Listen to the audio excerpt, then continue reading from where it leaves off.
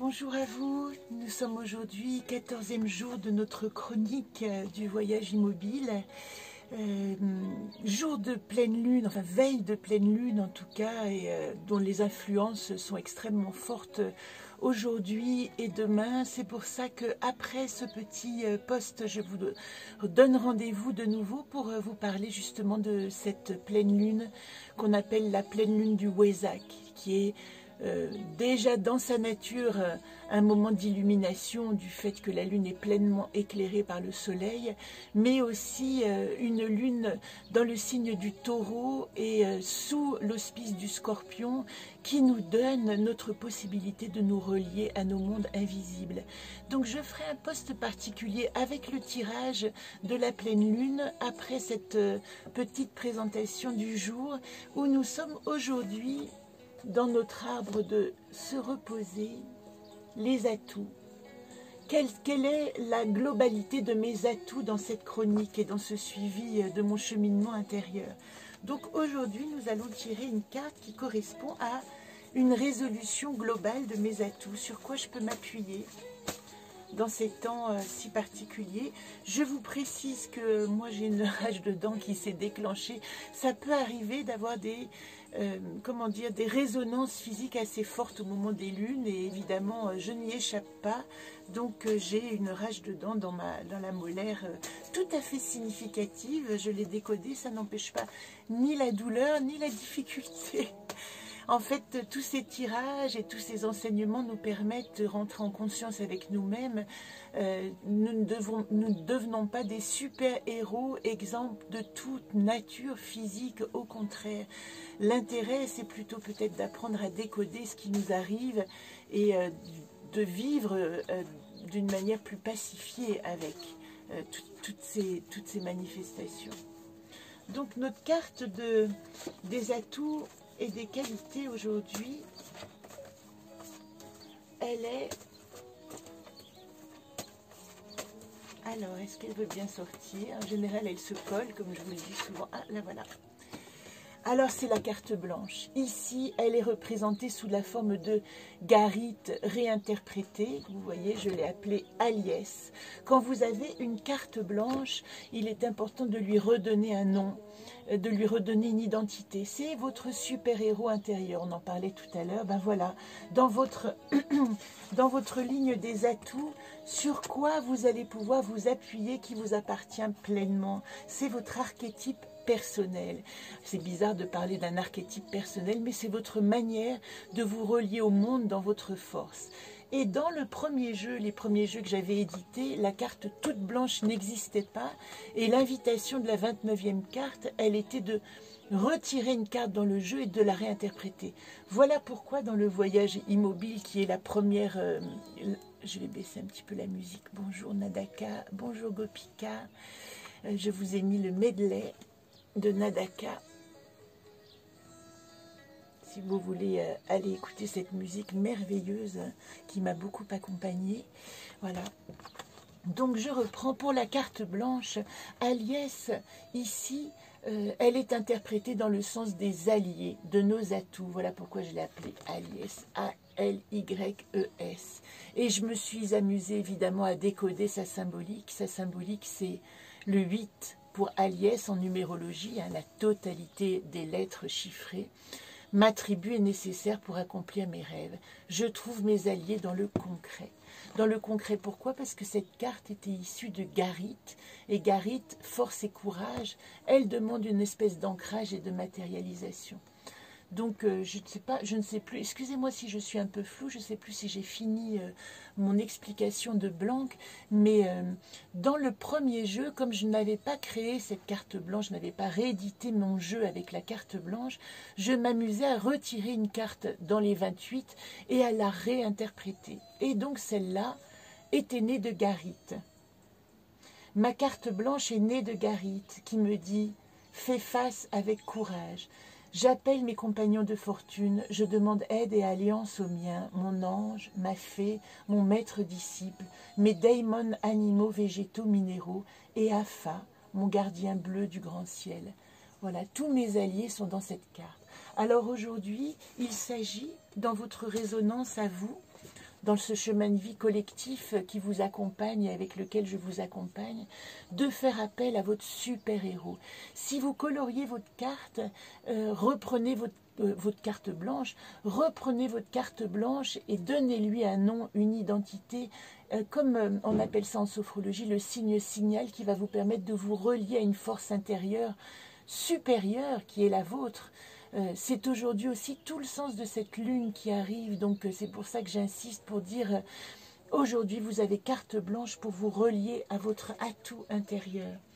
Alors, la carte blanche, elle existe maintenant dans le jeu, hein. Elle est toute blanche. Aliès. Elle est là.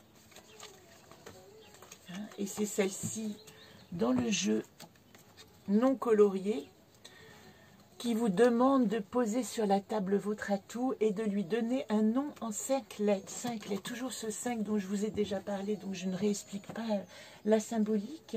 Ici, c'était intéressant parce que dans le jeu MC2R, qui est ce que j'appelle le jeu des rebelles, eh bien, elle avait dessiné sa carte blanche en tout dernier. Et je me souviens très bien de cette carte blanche qui s'appelle Reina. Est-ce que je vais la trouver ici? Elle lui avait donné donc un nom.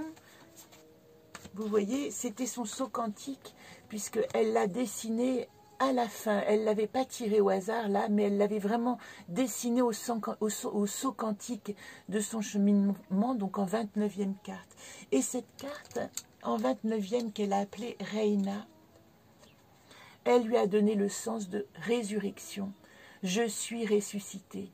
C'est elle, Reina, qui sème les graines pour nous sortir des tourments de haine. Vous voyez, elle l'avait vraiment appelé saut quantique de la conscience. Et donc, elle lui avait donné des atouts, hein, elle lui a donné toute sa signification. Quand vous retirez votre jeu avec votre carte blanche, il faut bien que vous sachiez ce qu'elle veut dire en première, deuxième, troisième et quatrième position. Donc, je vous laisserai découvrir plus particulièrement ce jeu, qui est le jeu de MC2R. Et dans l'anaconte, eh bien, c'était le même principe, c'est que c'était moi qui devais réaliser cette 29e carte, puisque j'avais invité 28 artistes à me rejoindre.